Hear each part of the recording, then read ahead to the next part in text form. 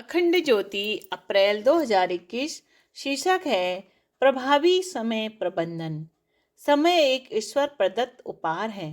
जिसने समय का सही से नियोजन करना सीख लिया, समझो उसने जीवन जीने का सही सलीका सीख लिया। समय का सदुपयोग ही वह आधारभूत तत्व है जिसे हर सफल व्यक्ति के भवन की नींव के रूप में देखा जा सकता है। व्यक्ति समय के सही उपयोग के आधार पर मनचाही सफलता प्राप्त कर सकता है। समय प्रबंधन का जीवन लक्ष्य से सीधा संबंध है। यदि व्यक्ति का जीवन लक्ष्य स्पष्ट नहीं है यदि व्यक्ति का जीवन लक्ष्य स्पष्ट नहीं है तो उसकी प्राथमिकताएं स्पष्ट नहीं हो पाती, जिस कारण समय का सदुपयोग संभव नहीं हो पाता।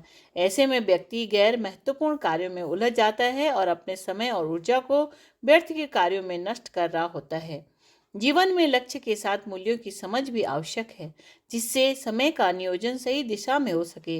बिना मूल्य एवं लक्ष्य की समझ के समय का सार्थक उपयोग संभव नहीं हो पाता। इसीलिए महत्वपूर्ण है कि सबसे पहले स्वयं के लक्ष्य की स्पष्टता के लिए समय निकाला जाए। नित्य प्रति गहन आत्मनिरीक्षण एवं मूल्यांकन के आधार पर इस पर छाया कुहासा छंटता है। इसके साथ जीवन मूल्यों के प्रति भी दृष्टिकोण साफ होता है। इससे समय का अनावश्यक प्रलोभनों के चंगुल में उलझने से बच जाता है और समय का सही दिशा में नियोजन संभव होता है तथा जीवन एक सार्थक दिशा बोध के साथ आगे बढ़ चलता है। यदि ऐसा प्रतीत होता हो कि कार्यों की स्पष्टता नहीं हो पा रही है, जीवन नियंत्रण से बाहर होता जा रहा है तथा क्या करें क्या न करें यह सूझ नहीं पा रहा है, इतने सारे कार्य सामने पड़े हैं, कहाँ से प्रारंभ करें व किसको किस क्रम में निपटाएं, तो ऐसे में सबसे पहले सामने पड़े कार्यों की एक सूची बनाएं। अब इनको प्राथमिकता के आधार पर क्रमबद्ध करें। इस तरह से हम अपने दैनिक एवं साप्ताहिक कार्यों की सूची बना सकते हैं। अब हम गतिविधियों को वर्गीकृत करें, जिनके प्रायः 4 वर्ग होते हैं। तात्कालिक एवं महत्वपूर्ण, जैसे रोजमर्रा के आवश्यक कर्तव्य। नंबर दूसरा, महत्वपूर्ण किंतु गैर तात्कालिक, जैसे योग्यता वर्धन के लिए अध्ययन, स्वाध्याय, ध्यान, व्यायाम आदि। तात्कालिक किंतु गैर महत्वपूर्ण तथा गैर तात्कालिक एवं गैर महत्वपूर्ण, जिसमें मनोरंजन या रुचि से जुड़े कार्य आते हैं। प्रायः तात्कालिक एवं महत्वपूर्ण कार्यों को निपटाना प्राथमिकता में रहता है, लेकिन इनको निपटाते निपटाते दूसरी श्रेणी के गैर तात्कालिक किंतु महत्वपूर्ण कार्य पीछे छूट जाते हैं या उपेक्षित पड़े रह जाते हैं, जबकि इन कार्यों की दीर्घकालिक सफलता एवं जीवन की गुणवत्ता के संदर्भ में महत्वपूर्ण भूमिका रहती है।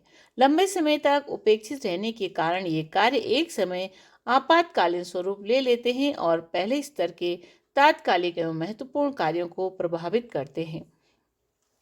अतः इन कार्यों के लिए एक नियत समय देना जीवन प्रबंधन की दृष्टि से समझदारी वाला कदम माना जाएगा।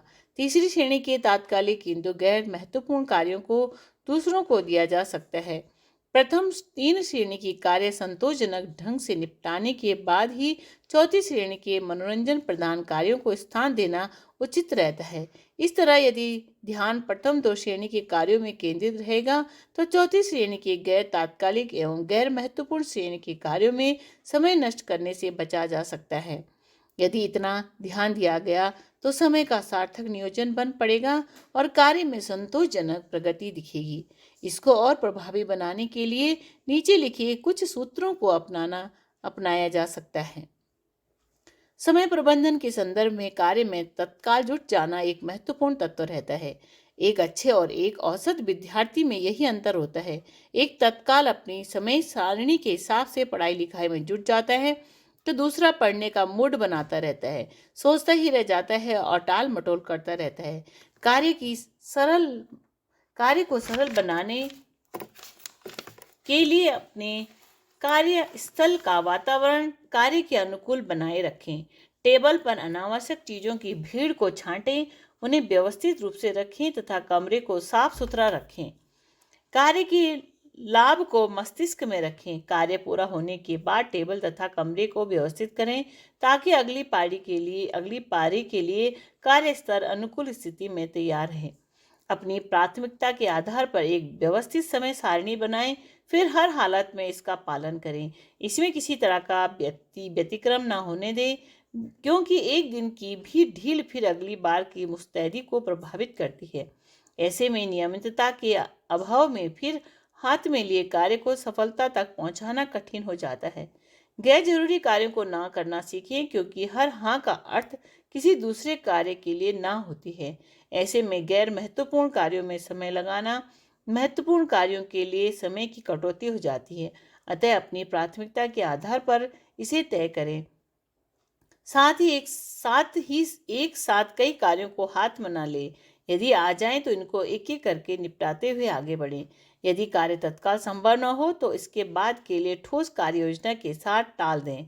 कई कार्य एक साथ पूरा करने की ऊहापोह में कोई भी कार्य सही ढंग से नहीं हो पाता। इसीलिए एक समय में एक ही कार्य हाथ में ले, इसके पूरा होने के बाद ही दूसरे कार्य को हाथ में ले।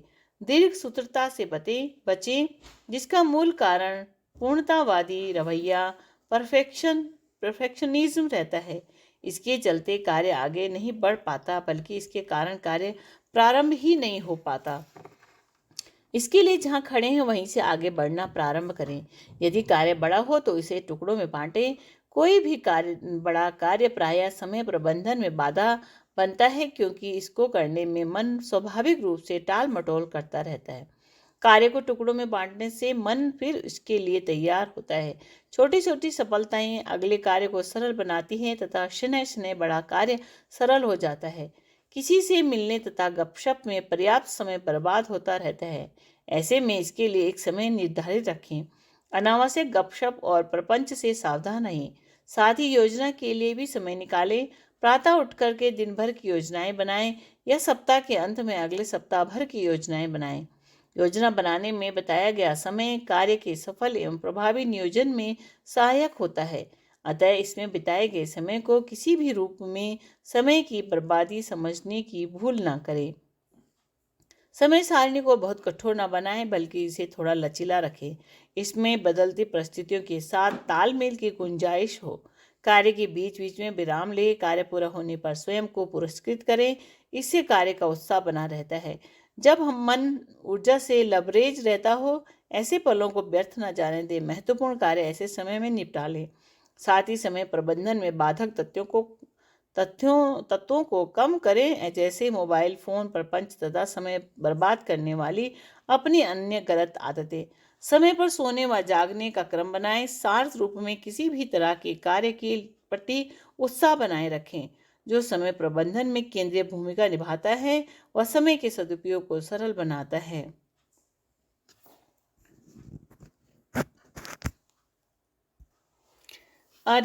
अरक्षितं तिष्ठति दैवरक्षितं, सुरक्षितं दैवहतं विनश्यति। जीवत् अनाथोऽपि वने विसर्जिता, कृतप्रज्ञतोऽपि गृहे विनश्यति। अर्थात भगवान जिसकी रक्षा करते हैं वह व्यक्ति बिना किसी रक्षा के साधनों के भी जीवित रहता है, और उनके द्वारा आरक्षित व्यक्ति सारी सुरक्षा के बाद भी जीवित नहीं रहता। तभी तो वन में छोड़ा हुआ अनाथ भी जीवित रहता है, जबकि घर पर हर प्रकार की देख रेख एवं बचाव के प्रयत्नों के उपरांत भी व्यक्ति को मृत्यु प्राप्त होता है। मृत्यु को प्राप्त होता है। राधे कृष्ण।